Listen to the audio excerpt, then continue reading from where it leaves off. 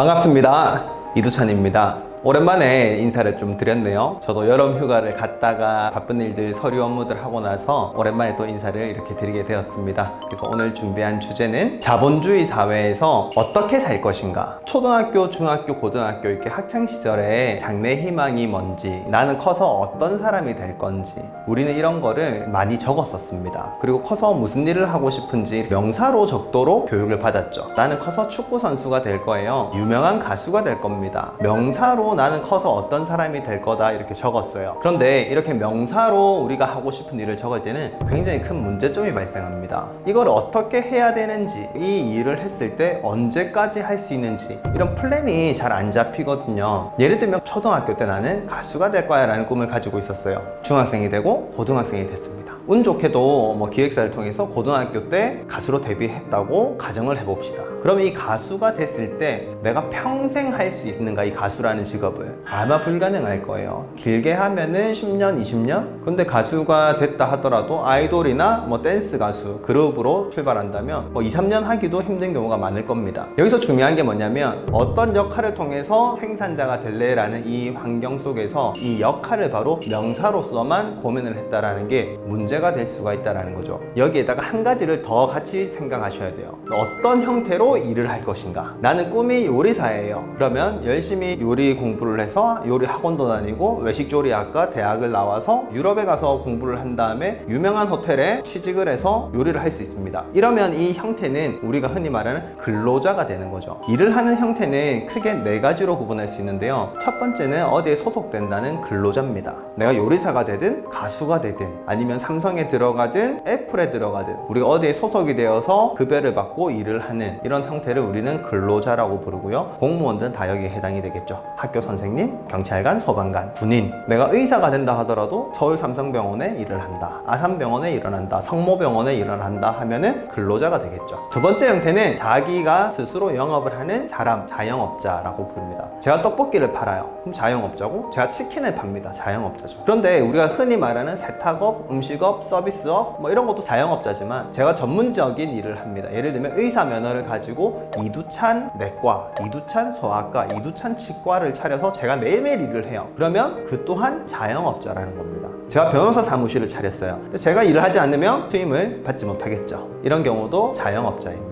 세 번째로는 사업가가 있습니다. 사업가는 백종원 아저씨를 한번 생각해 보면 돼요. 백종원 아저씨가 수많은 브랜드를 가지고 있지만 그 현장에서 직접 일을 뛰진 않을 거예요. 새마을 식당도 있고 본가도 있고 여러 가지 이런 브랜드가 있는데 그런 환경에서 본인은 시스템을 만들고 규정을 만들어서 수익 구조를 발생시킨 거죠. 본인이 놀고 있어도 자고 있어도 쉬고 있어도 휴가를 가 있어도 돈은 벌리는 시스템인 거죠. 우리는 이런 사람을 사업가라고 합니다. 끝으로 네 번째는 투자가라는 게 있습니다. 워낙 유명한 워렌 버핏 할아버지나 손정희 회장처럼 가능성이 큰 스타트업이나 유망한 기업에 투자를 하는 거죠. 이 투자를 통해서 그 회사가 빨리 성장하고 제대로 나아갈 수 있게 서포터즈를 하고, 그리고 그 회사가 잘 됐을 때 수익을 배당을 받고 회사가 성장한 만큼 이익을 함께 나눠 가지는 거죠. 자, 그렇다면 이 네 가지를 잘 기억하시고 이 네 가지의 형태에 맞춰서 나의 직업, 하고 싶은 일 정하시는 게 좋겠죠. 자, 다시 돌아가서 이야기를 한번 정리해보자면요. 어릴 때 꿈이 요리사였습니다. 근데 이 요리사를 내가 근로자로서 첫 번째 형태로서만 쭉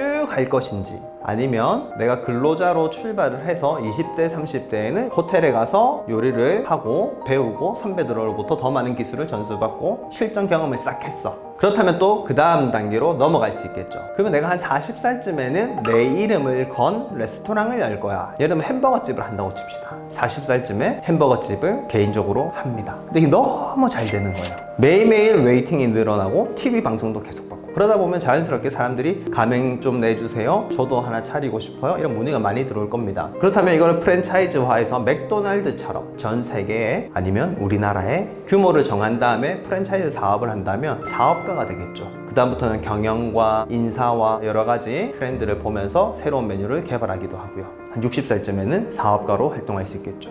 그 다음에도 계속 이 돈이 너무 많이 벌려서 한 70살, 80살 돼서는 이 회사를 위해서 쓰기보다는 이렇게 번 돈으로 새로운 후학을 양성한다든지 학교를 짓는다든지 아니면 새로운 신사업에 투자를 한다든지 투자를 할 수도 있습니다. 그래서 일을 하는 형태는 뭐 더 세밀하게 나누면 더 많이 나눌 수 있겠지만 크게 4가지 정도만 생각하면 굉장히 간단하고요. 근데 이 4가지를 다 하는 사람들도 있을 거고요. 나는 근로자로 살 거야 해서 워라밸을 좀 맞춰서 살면서 즐겁게 친구들 만나고 주말에는 쉬고 이렇게 사실 수도 있고, 나는 실패해도 좋아, 나는 내가 원하는 카페 창업을 해볼 거야, 나는 원하는 온라인 쇼핑몰을 만들 거야, 이렇게 해서 자영업을 하실 수도 있습니다. 근로자보다는 리스크가 좀 더 크죠. 이런 코로나 같은 외부 위기가 생기면 더 많은 데미지를 입으니까요. 그리고 내가 하는 사업이 굉장히 좋다, 앞으로 가능성이 크다, 비전이 있다, 성장성이 있다 하면은 사업가로 나아가실 수 있습니다. 사업을 통해서 세상에 더 많은 변화를 불러올 수 있겠죠. 그리고 투자가는 수많은 자본을 바탕으로 더 새로운 사업을 빨리 세상으로 앞당길 수도 있고, 뜨는 유망한 비즈니스를 함께 키워낼 수도 있겠죠. 그래서 이 4가지의 역할을 1번, 2번, 3번, 4번을 언제 어떤 시기에는 몇 번으로 살고 나중에는 또 어떤 몇 번으로 살고, 이거를 한번 정해보시는 게 좋습니다. 근데 여기서 중요한 포인트가 있습니다. 요즘에 워낙 워라밸을 중요시하고 경제적 자유, 경제적 독립, 부자 이런 거를 굉장히 많이 이슈가 되는데요. 만약에 내가 부자로 살고 싶다,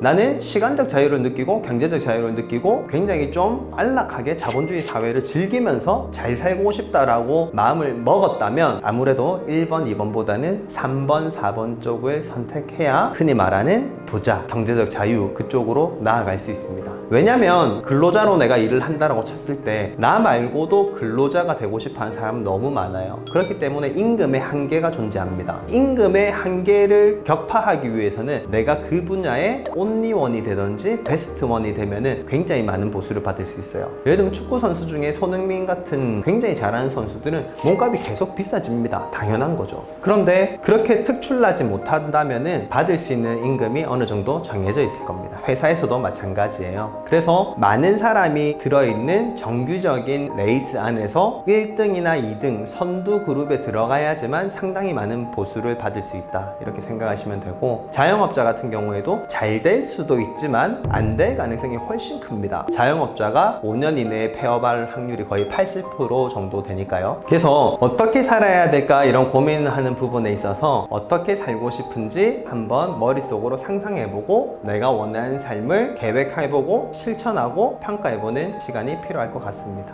자, 수많은 사람들이 근로자로 생활을 하고 있고요. 우리는 좋은 근로 환경에 들어가기 위해서 스펙을 만들고 준비를 합니다. 그렇다면 내가 만약에 삼성에 취직했다라고 가정을 해봅시다. 25살에 삼성에 취직을 해서 55세 퇴직을 한다라는 가정을 해봅시다. 여기에서 30년 동안 일을 했다면 얼마를 벌 수 있을까? 충분히 예측이 될 겁니다. 한 달 월급을 받는 거를 30년 일했다고 치면 1년이 12달이니까 30년이면 360회 급여를 받습니다. 그게 내가 받을 수 있는 총 급여라는 거죠. 물론 상여금과 퇴직금은 별도로 있지만 받을 수 있는 돈은 미리 정해져 있다. 그래서 자본주의 사회에서 내가 부자가 되고 싶다, 좀 잘 살고 싶다 라고 생각을 하신다면 근로자의 삶을 선택하시기보다는 좀 더 다른 방향으로 생각하시는 게 나을 거고요. 내가 그런 욕심은 별로 없지만 주에 40시간 정도 일을 하고 여가를 즐기고 내 인생을 좀 더 재미있게 잘 살고 싶다 하면은 근로자의 삶을 가시는 게 또 훨씬 좋을 것 같습니다. 우리가 어떤 포지션으로 살 건가에 따라서 내가 학습해야 되고 준비해야 되는 능력과 해야 되는 공부가 달라집니다. 상당히 다릅니다. 요리사가 된다 하더라도 월급을 받는 직장인의 요리사와 자기 사업을 하는 자영업자가 알아야 될 것과 해야 될 능력치는 분명히 다를 거예요. 그래서 자본주의를 살아가는 여러분들께서 나는 어떻게 자본주의를 살아갈 것인가, 명사로서뿐만 아니라 형태에 대해서도 한번 고민해보는 시간이 되었기를 기대해 봅니다.